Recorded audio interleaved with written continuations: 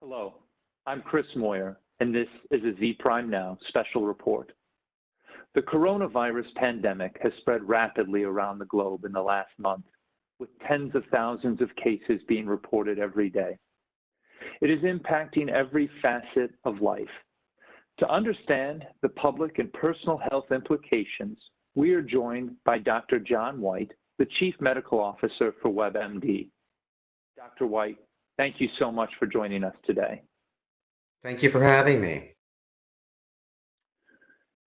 Cities and communities around the world are struggling to effectively halt the spread of the virus, and individuals are deeply concerned about their own personal well-being. In this time of uncertainty, what are public health officials and government leaders doing right?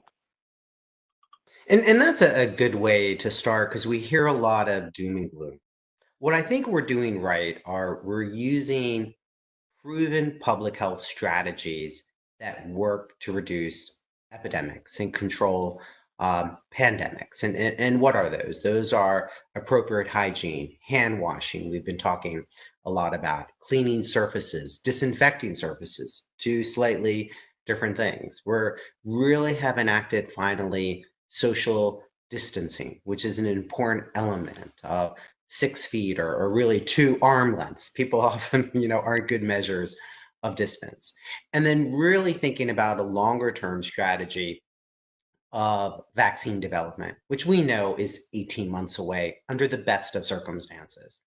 And then starting to think about real world clinical trials of different potential treatments, such as hydroxychloroquine, azithromycin, and even remdesivir. So I think we're doing the things that we need to be doing, and we're expanding testing. So those are all good things that we've been doing. What are some of the things that individuals are doing well to protect their own personal health? Yeah, and I think folks are really trying to become educated and aware, but not scared. And that can be challenging. We talk about social distancing, which I think we're all trying to do, which is hard. But I also feel we need to do some social media distancing at times because there is a lot of doom and gloom out there. And, I want folks to know facts. And you've asked me what we've done good. We've had some challenges in terms of getting out good information. But I think folks want to do the right thing. They need to turn to the right resources. But they're practicing good hygiene. They're doing social distancing. They're canceling a lot of events and family gatherings. So we're doing the right thing and then becoming educated and aware, but again, not panicked and not scared. Well, I appreciate the idea of not panicking, but if you do look at the news and you aren't social media distancing right now, government and public health officials have been advocating for social distancing for more than 2 weeks, but the virus still seems to be spreading, and even faster. How has social distancing failed? No, I don't think it has. And I think everyone hasn't been practicing it uniformly across the United States. But remember, when we hear about those cases, and we hear about them every day, you can follow them every hour on some social media sites. That's really 7 to 10 days ago, right? Because those are folks that may not have known they were infected or they just started to experience symptoms. Let's be honest, there's lots of challenges with testing still today. Um, and I'm not surprised cases are going up, and I'm also not surprised deaths are going up, to be honest, because we're 7 to 10 days behind when we report information. So I'm particularly interested in where we're going to be 7 to 10 days from now to see how well we're doing. But we know those strategies work. We've used them in other epidemics for viral diseases that, that primarily are respiratory in nature. And that can be challenging because folks are trying to do things and then it appears there's no change. But no, I don't think it's failing at all. I think it's most likely working, but it's a longer term strategy. And that really has to do with the incubation period of the virus, that people are asymptomatic for such a long period of time before having to seek treatment, that's where you take some confidence in the idea that social distancing can still work. That's exactly right. And remember, it's a viral disease that's spread by respiratory droplets. That's, by sneezing on people, coughing on people, touching things. Um, it makes sense that social distancing should work.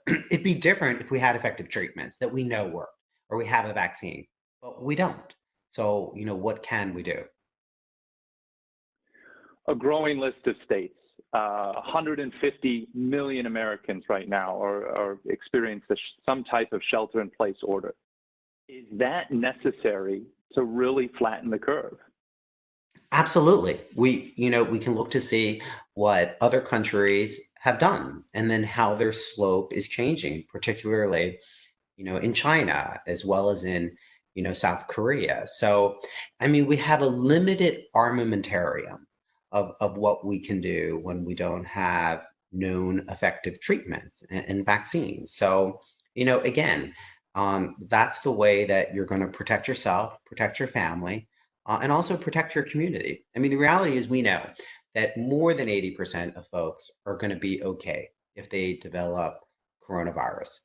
The challenge is for those folks that are most at risk, the elderly, the immunocompromised, those with chronic conditions, they may not do as well. So we really need to protect those folks. We talked a little bit about some public health strategies right now, but if I'm just as an individual, and obviously each individual circumstances are going to be different. Somebody in their 30s should be maybe taking different precautions than somebody in their 60s, 70s, or 80s. But what extra precautions should people be taking to keep themselves healthy and reduce the spread of the virus?